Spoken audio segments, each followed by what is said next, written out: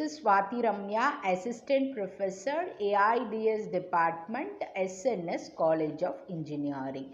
You are here with me in IoT and AI lecture series. In the previous videos, we were discussing about what is IoT, what is AI, and what is the basic components of IoT. In this video, we are going to discuss about how the IoT has been embedded, how the IoT has been integrated with AI with few small examples on it, and what are the regulatory body which gives the set of rules and regulation for us to build a good IoT system. Let's start with the IoT. IoT is nothing but it's a collection of things, collection of devices which are connected to, connection of physical object or the things that are embedded with the sensors, software and other technologies to exchange the data. These devices are connected together. That is IoT. So for example, let's take an example, Google Voice Controller, okay, Google Home Voice Control, how it works. Let's see. See what we will do, we'll take a mobile and we will give the, we'll take the Google Assistants and we'll give the instruction that switch on the fan. Yes, we will do that. That is the Google Home Voice Controller. See, the instruction from the Google Voice Controller will be directly, the data. This is the thing that the device, mobile is a device. From the device, device one, it will be transfer the device, it will be transferring the data, that is our instruction to switch off the fan. It will be moving towards the other device. Here the device, other device will be microcontroller unit, MCU, microcontroller unit. From that device, the device is used to control the supply, control the electrical devices like light, fan, all over things. Okay, so what we will do, the microcontroller unit cannot control the power supply of a light or a fan or refrigerator or any kind of home appliances directly. So it needs a relay board. So from the microcontroller unit, the instruction will be sent to the relay board. Okay, the relay board will depend on our instruction. Here our instruction is to switch on the light, right? So it will give the power, it will control the power supply of the light, it will give the power supply to the light and make the light to glow, right? So this is the basic working principle, basic working of a simple IoT device. We'll give the instruction through the mobile. Here the mobile is the device one. From the mobile, the data will be transferred to the microcontroller unit, MCU, that will be the device 2. From the device to microcontroller unit, it will be transferred to the relay board. It is the other device. So from the relay board, instruction will be transferred to the light or fan or anything, any home appliances. See here, here you have to notice a important thing is mobile is a computing device. MCU, microcontroller unit, is also the partially a computing unit, but relay board is not computing unit.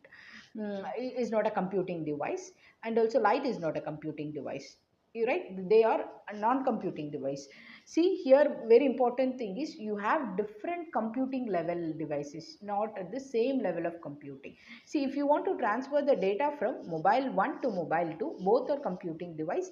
They can have the good interoperability and also good working, okay, right?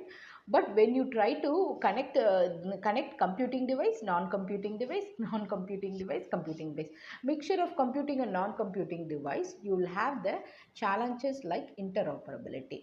Okay, and we have the challenges like this in IoT. So we will discuss the challenges in one another video. Okay, in this video we are going to take one challenges.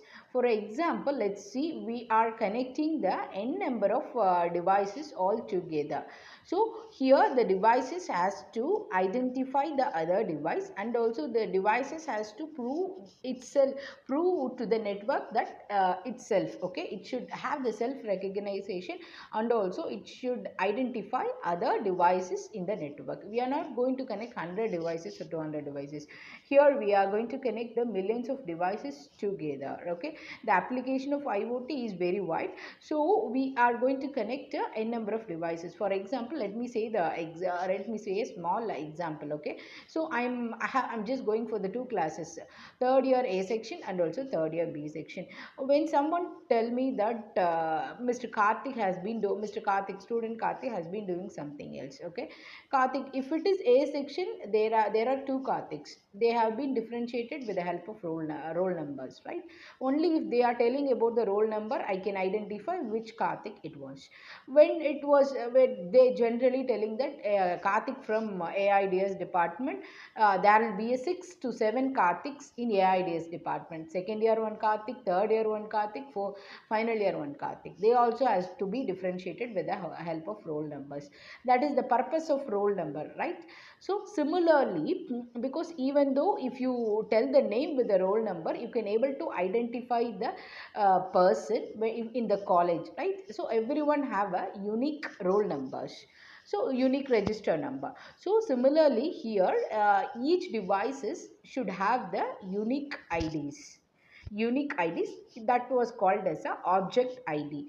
Okay, it should have two things. Number one is object ID, OID. Number two, unique network address, NADR. It should have, because here the network is very very important. So it should have the network address as well as the unique ID. It is called UID or OID. So generally we will use Internet Protocol version 4 for connecting all devices. We have issues with the Internet Protocol version 4 because it could able to connect only 4.5 billion number of devices, but all over the world the number of connected devices with the help of IoT is crossing trillion. So what we are doing is we are migrating IPv4 to VP6, Internet Protocol version 6, which could able to connect 350 trillion number of devices at a time. Okay, Internet Protocol version 6 is the most recent version of Internet Protocol, which is the underlying protocol used to identify and communicate the devices on the network.